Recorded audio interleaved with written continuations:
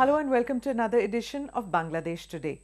Former Prime Minister and Chief of the main opposition party, Bangladesh Nationalist Party, Khaleda Zia, recently visited India and met with the top leadership. Known for her anti-India leaning in the past, she was in India after a gap of 6 years. Khaleda Zia seems to have assured the Indian leadership about cooperating on combating terrorism, and for the first time committing that if she were to win the general elections to be held next year, her administration would not allow Bangladeshi soil to be used for anti-India activities. Khaleda Zia assured Prime Minister Dr. Manmohan Singh that she would not allow the use of Bangladeshi territory for any act directed against India. Mrs. Zia told Dr. Singh that she wanted a new era in bilateral relations, and the two leaders agreed to cooperate to combat terrorism. According to sources, both the leaders felt that terrorism is of great concern and agreed to continue cooperation on terrorism and tackle insurgent groups. Discussions were also held on border management and deaths on the border. Her politics is with those groups, and she led the whole rightist group alliance. So its track record says that during her rule, the fundamental groups took a better position. They come up with force, with power, with muscles. This is the thing. So it's not good for the country. It's not good for the region as well. So anti-Indian, again you have mentioned the anti-Indian role. The essence of her politics from early 90s to till now is anti-Indian role, anti-Indian sentiment using that. So it's not nowadays the anti-Indian politics or anti-Indian policy is not very much affected or fruitful. So the time changes, years changes. The Bangladesh government led by Khaleda Zia did not take any concrete action. It was only merely lip service. Today probably her party and she finds herself in a corner, and she also finds there is a realization in the Bangladesh National Party, a nationalist party and Khaleda Zia, that they need good ties with India, and anti-India slogan doesn't help. There is a realization, and because though that card is not selling anymore in Bangladesh, the anti-India card, because the amount of work that India has undertaken in Bangladesh, there is a positive feeling obviously, and certain commitments remained unfinished due to political compulsion, domestic political compulsions in India, but still there has been a lot of development projects, and BNP feels that they can't go on an anti-India vitriolic campaign. So there is a realization that they need to cooperate, they need to reach out to India, they need to address India's concerns. The Awami League government led by Sheikh Hasina has come down hard on terror elements in Bangladesh and reined in anti-India insurgent groups operating from within its territory. It has even deported key separatists to India, whereas the anti-India groups flourished during Zia's tenure as Prime Minister. Despite the clampdown by Hasina government, Indian insurgent groups continue to misuse Bangladeshi territory for sanctuary, training camps, transport of arms and transit. Some of the top Indian militants actively involved in northeast India have been operating from Bangladesh.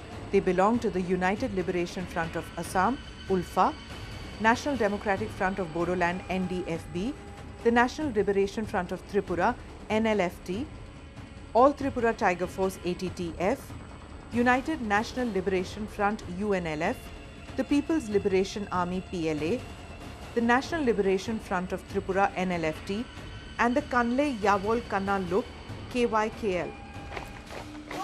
The ULFA is also said to be a constituent of the Bangladesh Islamic Manch, a united council under Harkatul Jihad-e-Islam's leadership.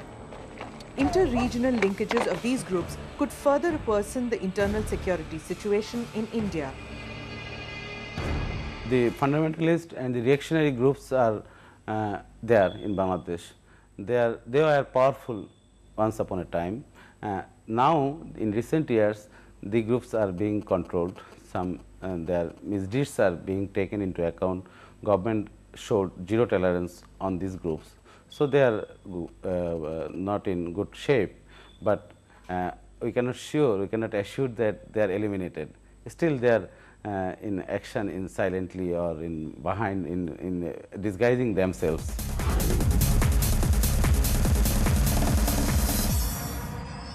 The alignment between fundamentalist forces inimical to India and Khaleda Zia had conventionally made India jittery and apprehensive about forging close ties with the BNP. Links between Khaleda Zia and Pakistan's spy agency ISI are well established and are in public domain. Former ISI chief Asad Durrani, during a Pakistan Supreme Court hearing recently, admitted to meddling in India's northeast and funding the right-wing Bangladesh Nationalist Party during the 1991 general elections. The Indian government has accused Pakistan's ISI of using Bangladesh to carry out anti-India operations. Bangladeshi terror outfit Huji enjoys close links with Pakistani tanzeems. Many of the ISI-sponsored perpetrators of terror attacks in India had either infiltrated through Bangladesh or escaped to the neighboring country after the strikes. After returning from Delhi, how she works in future, because in her alliance, she is under her leadership, Jamaat Islami is a major party, shareholder of her alliance. They are in power 2001 to 2006, some other Islamic groups, and these groups are linked with militancy and terrorism acts, no doubt it's proved here. So, anti-Indian sentiment and depending on the rightist group, how she will continue her politics, this is to be said.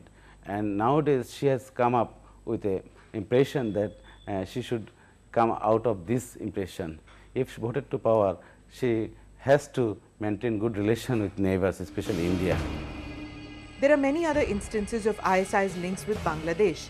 ISI footing the election bill of Khaleda Zia in 1991, a revelation made by none other than former ISI chief Asad Durrani. NSCN's cadres travelling to Pakistan from Dhaka in March 1996 for training in guerrilla warfare. An ISI-sponsored technical expert training Ulfa in operation and installation of communication equipment at a Nagaland camp. Detaining of NSCN IM chief T. Muiva at Bangkok airport in January 2000 while returning from Karachi after allegedly inspecting an arms consignment. And the revelation of arrested All Tripura Tiger Force ATTF cadre that ISI had extended $20,000 assistance to the outfit besides imparting arms training to 8 ATTF cadres in 1997 at Kandahar, Afghanistan. There is an impression in Bangladesh that while BNP or Begum Khaleda in power, relation with Pakistan comes up with a higher stage. There is an impression, it's natural. And if she is right now, of course, she is a good ally of Pakistan, she has good relation with Pakistan, and she wants that such relation should be maintained with India also. This is her impression. And you mentioned about the other agencies. Agencies' actions can be taken by agencies. I cannot speculate or I cannot I cannot state about their actions. Right. You understand? So, insurgency or terrorism acts, which are originated from Pakistan or Afghanistan. You know, Bangladesh is under big threat from the militants group, Afghan or Pakistani militants groups. And all these happenings in arms hall or series bomb, these are linked with Pakistani or Afghanistani militants group. During her recent India visit, for the first time, Zia acknowledged the contribution made by India in Bangladesh Liberation War in 1971 and pointed to the fact that her late husband Zia-ur Rahman had also taken part in it actively. Zia has also reportedly said that the killing of Bangladeshis by India's border security force along the border will negatively impact the relations if not stopped. It's a visit to overcome the sense of mistrust, to overcome the misdeeds earlier. It's to misunderstandings remained from BNP side. This is the effort from BNP side that we want to forget all the misunderstandings, mistrusts and everything. We want to build our confidence first that we will work together. This is the effort from their side. And Indian side, since I am staying in Delhi, I am observing all the developments and following everything. Delhi got the words and assurance, and some assurance was given earlier years before. This should come into reality, how they act, how they will delink with the fundamental group, how they will take action against all militant acts or terrorism acts. This is the things. And so, in a word, in a brief, if I want to say, there should be no confusion that all the words taken, told, delivered, this will come into truth.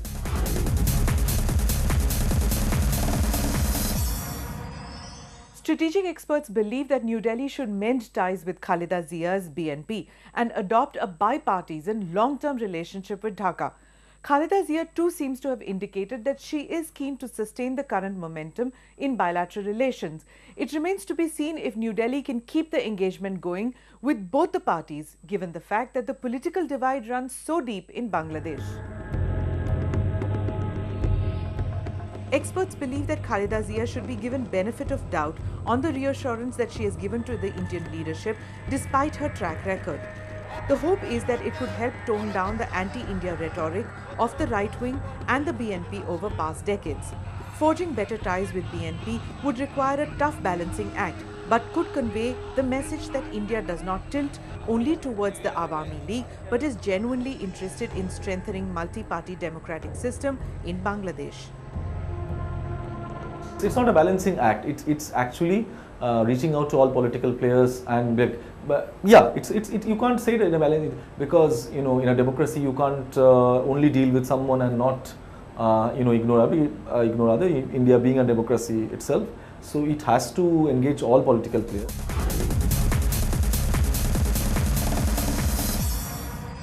Let's look forward and not look back in the rearview mirror, is what Khaleda Zia has conveyed to the Indian Prime Minister and External Affairs Minister.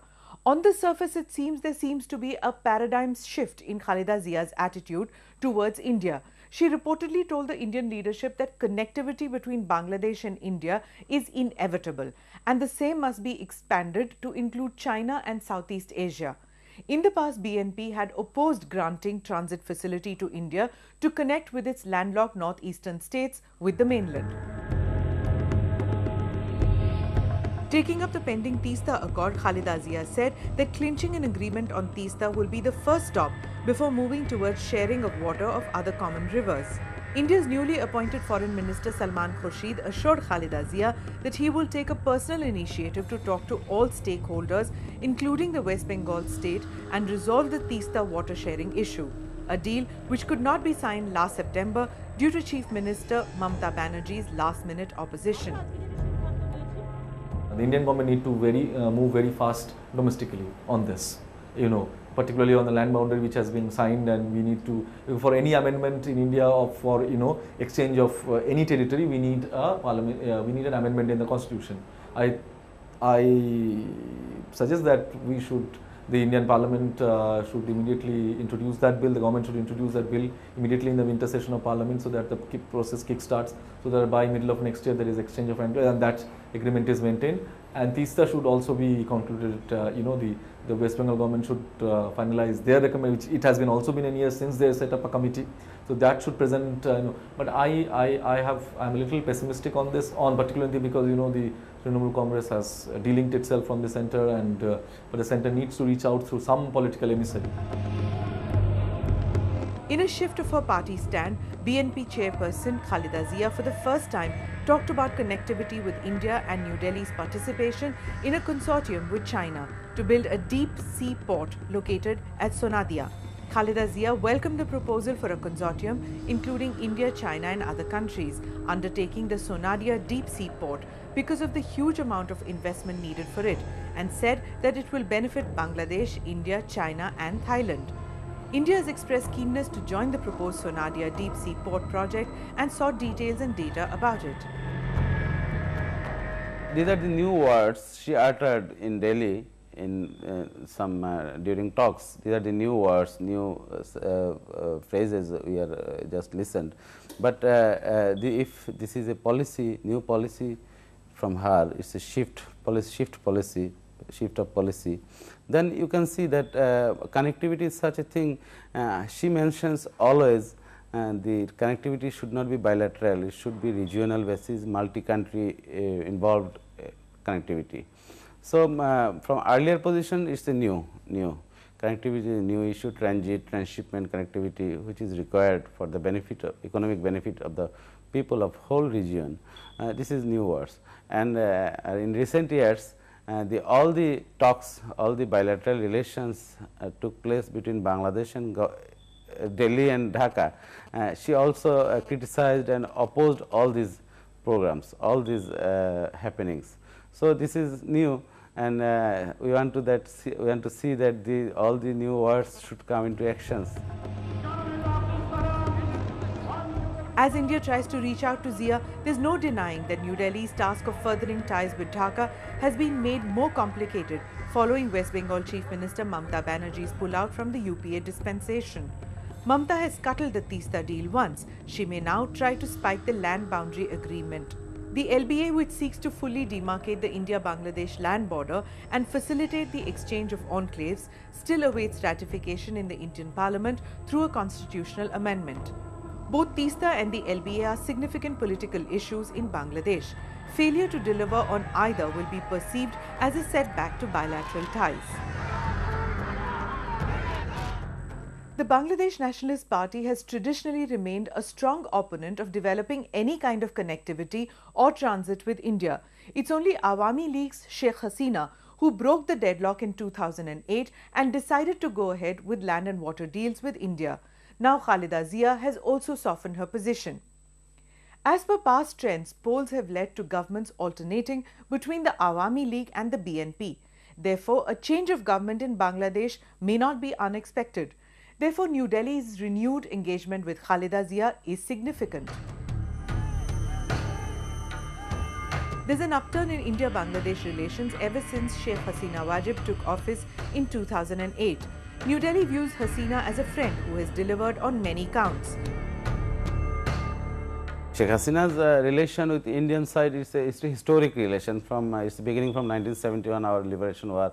India contributed, India helped us with all-out support, and the water issues and the other border issues, border protocol agreement amendment issues, and the finishing handover of the enclaves, all the issues. India promised, India came with all out that they will do it, and the relationship is in now new era. But reality is that what India is promising, what India is telling to Bangladesh, India should have that sense of responsibility, they should realize all these things. If you think about the water issues you mentioned, the Teesta deal should come into account, it should come into reality.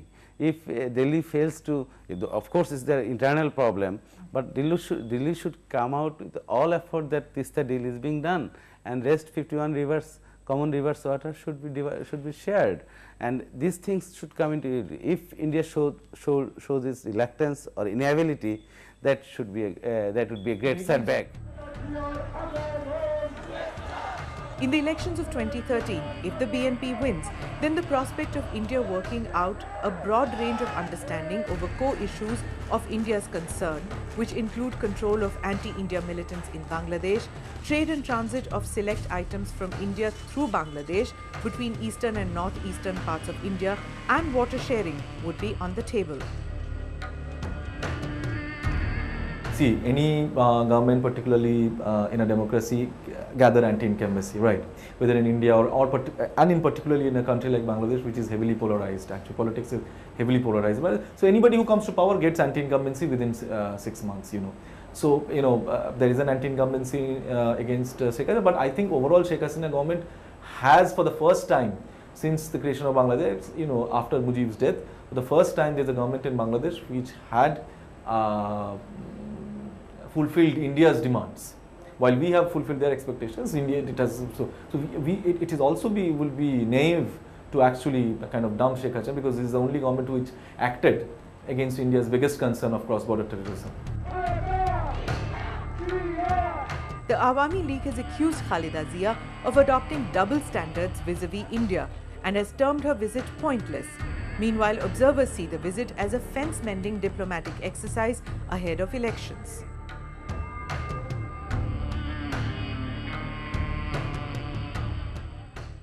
While relations between India and Bangladesh had witnessed ups and downs, the fact is that bilateral relations have gone through its lowest ebb during 2001 to 2006 when BNP-led four-party right-wing alliance regime was in power. However, despite the bitter past experience, New Delhi seems to be ready for warming up with Zia, keeping in view its strategic calculus. That's all we have for you in Bangladesh Today this week. Thank you for joining us. Is with those group, and she led the whole rightist group alliance.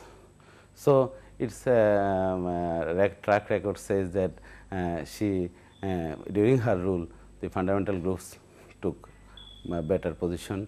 They come up with force, with power, with muscles. This is the thing. So it's not good for the country, it's not good for the region as well. So our anti-Indian, again you have mentioned the anti-Indian role, the essence of her politics from early 90s to till now is anti-Indian role, anti-Indian sentiment using that. So it's not nowadays the anti-Indian politics or anti-Indian policy is not very much affected or fruitful. So the time changes, years changes. The Bangladesh government led by Khaleda Zia did not take any concrete action. It was only merely lip service. Today, probably her party, and she finds her party, Khaleda Zia, recently visited India and met with the top leadership. Known for her anti-India leaning in the past, she was in India after a gap of 6 years. Khaleda Zia seems to have assured the Indian leadership about cooperating on combating terrorism, and for the first time committing that if she were to win the general elections to be held next year, her administration would not allow Bangladeshi soil to be used for anti-India activities. Khaleda Zia assured Prime Minister Dr. Manmohan Singh that she would not allow the use of Bangladeshi territory for any act directed against India. Mrs. Zia told Dr. Singh that she wanted a new era in bilateral relations, and the two leaders agreed to cooperate to combat terrorism.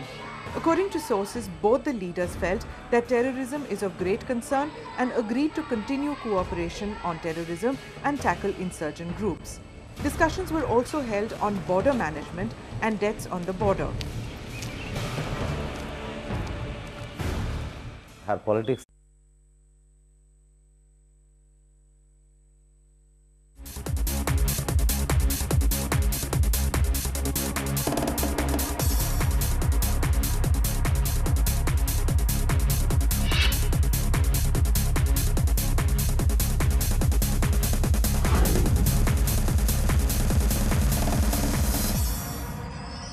Hello and welcome to another edition of Bangladesh Today. Former Prime Minister and Chief of the main opposition party, Bangladesh Nationalist